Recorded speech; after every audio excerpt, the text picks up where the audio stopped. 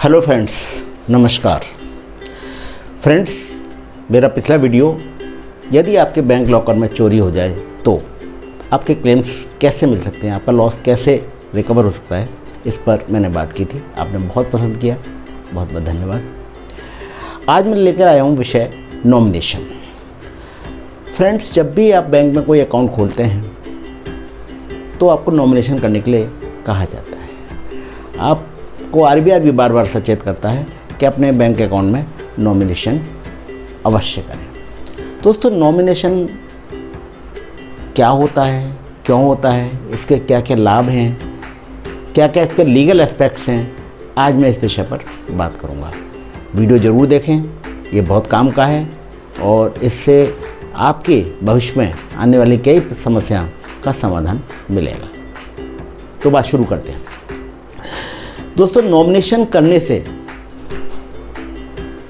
आपकी अगर डेथ हो जाती है तो पैसा आपके नॉमिनी को दे दिया जाता है। बैंक का ये सिंपल सा सिद्धांत है।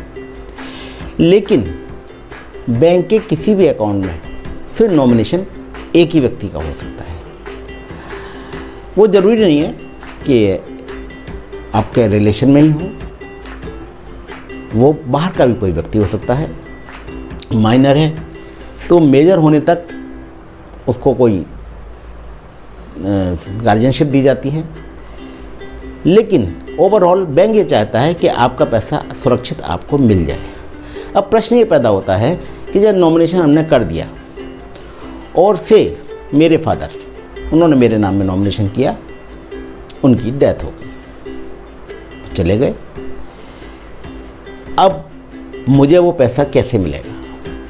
मैं बैंक जाऊंगा, अपने पिता का डेथ सर्टिफिकेट प्रोड्यूस करूंगा, एक क्लेम फॉर्म दूंगा, अपने आईडी प्रूफ दूंगा, विटनेस दे दूंगा, एक विटनेस दे दूंगा कि भाई ये सब है, आपके अकाउंट में मेरा नॉमिनेशन है, आप ये पैसा मुझे दे दें। बैंक जस्ट उनको वेरीफाई करेगा और आपको पैसा दे देगा। बहुत आसान सा तरीका है, हम सबको करना चाहिए। लेकिन दोस्तों, प्रश्न यहाँ ये पैदा होता है कि अगर एक पिता के 3 बेटे हैं, नॉमिनेशन सिर्फ एक का ही हो सकता है और उन्होंने एक बेटे का नॉमिनेशन कर दिया, वो पैसा लेकर घर भी आ गया। अब 2 बच्चे और रह गए, 2 बेटे और रह गए। क्या उनका उस संपत्ति में, उस पैसे में जो उसे नॉमिनी को मिला है, अब कोई अधिकार नहीं है? क्या वो पैसा सिर्फ नॉमिनी का हुआ? क्या वो नॉमिनी के पास ही रहेगा या जो 2 भाई रह गए उनको भी मिलेगा? लीगल स्टेटस क्या है, मैं आपको ये बताना चाहता हूँ, क्योंकि हम में से अधिकतर को नहीं मालूम।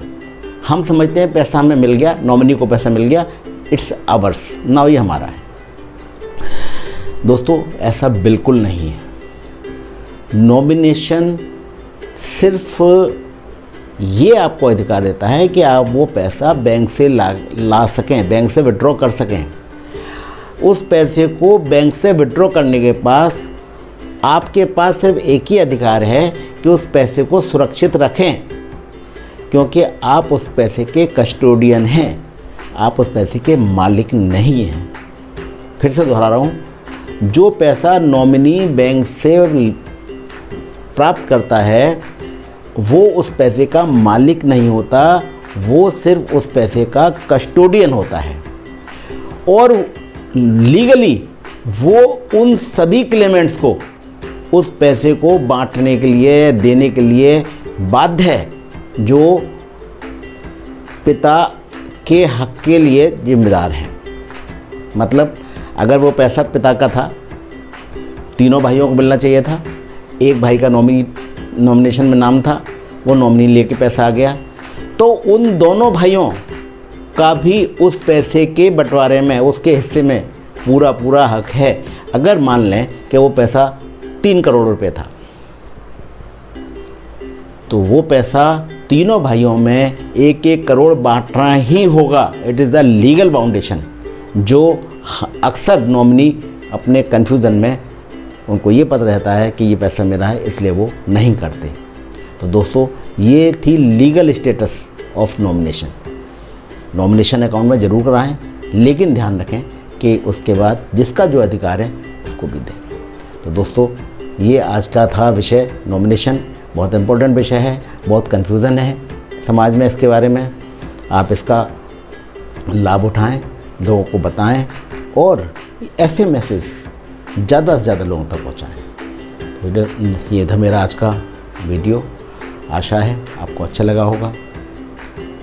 अगर आपको पसंद आया है तो प्लीज़ मेरे चैनल को सब्सक्राइब करें, लाइक शेयर कमेंट करें।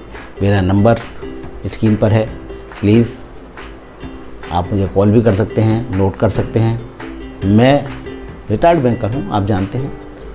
आपकी समस्याओं का समाधान देने का प्रयास करूँगा।